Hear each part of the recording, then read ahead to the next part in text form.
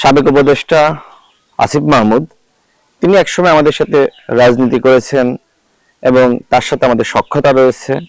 তিনি পদত্যাগ করার আগের দিনও তার সাথে আমাদের বৈঠক হয়েছে। গণ অধিকার পরিষদে আসার ব্যাপারে তিনি ইতিবাচক, কিন্তু এখনো পর্যন্ত চূড়ান্ত কোনো সিদ্ধান্ত হয়নি। তিনি যদি আমাদের সাথে আসতে চান সেক্ষেত্রে তার যোগ্যতা এবং তার মর্যাদা অনুযায়ী আমরা তাকে সম্মানিত করব। আন্দোলন সংগ্রামে তিনি ভূমিকা রেখেছেন, বিশেষ করে গণ অভ্যুত্থানের তিনি নায়ক। তিনি চাইলে যে কোনো দলে যোগদান করতে পারেন অথবা নিজে নতুন দলও গঠন করতে পারেন, সেই স্বাধীনতা তার রয়েছে। যেহেতু আমরা একসাথে রাজনীতি করেছি এবং আমাদের সাথে তার সখ্যতা রয়েছে, সেক্ষেত্রে গণ অধিকার পরিষদে আসলে আমি মনে করি যে তার জন্য ভালো হবে। আমাদের সাথে যেহেতু আগে থেকেই সম্পর্ক রয়েছে, আমাদের সাথে একসাথে উঠা বসা রয়েছে, তিনি সহজেই আমাদের সাথে মানিয়ে নিতে পারবেন, যেটি অন্য দলের ক্ষেত্রে তার জন্য আসলে কঠিন হবে। তো তিনি সিদ্ধান্ত নিক তিনি কি করতে চান।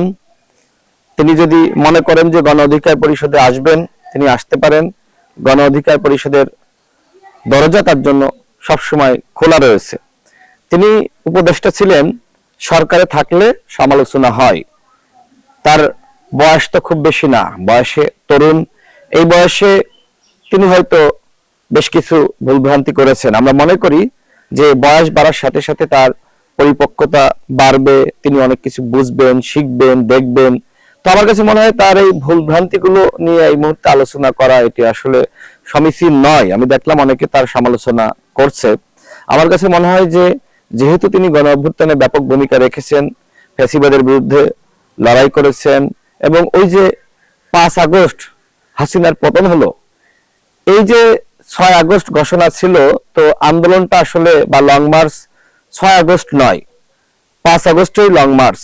এই সিদ্ধান্ত কিন্তু আসিফ মাহমুদের ছিল। অর্থাৎ তিনি একটি সাহসী সিদ্ধান্ত নিয়েছিলেন, এবং যে সিদ্ধান্তের কারণে স্বৈরাচারী শেখ হাসিনা সরকারের পতন হয়েছে।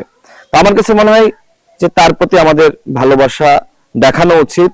তিনি সরকারে গিয়েছিলেন, ওই সময় অনেকে তাকে পরামর্শ দিয়েছিল যে আসলে এই গণ অভ্যুত্থানের নায়কদের সরকারে না গিয়ে রাষ্ট্রকে দিক নির্দেশনা দেওয়া, যারা সরকারে বসবে তাদেরকে পরামর্শ দেওয়া, এবং বিপ্লবের যে চেতনা সেটির ভিত্তিতে রাষ্ট্র পরিচালনা করা। আবার কেউ কেউ হয়তো পরামর্শ দিয়েছিল যে জুলাই গণ অভ্যুত্থানের পাহারাদার হিসেবে সরকারে যাওয়া মনে হয় তাদের জন্য ভালো হবে।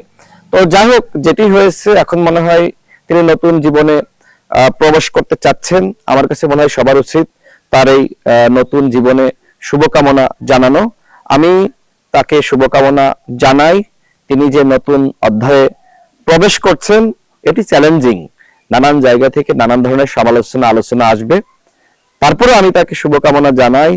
আমি আশা করি তার ভুলগুলো তিনি শুধরে নেবেন এবং নতুন রাজনৈতিক পথ চলায় তিনি তার যে সাহসিকতা, তার যে বলিষ্ঠতা, এবং তিনি যেভাবে ফ্যাসিবাদের বিরুদ্ধে লড়াই করেছেন, এই সংগ্রাম তিনি সবসময় জারি রাখবেন।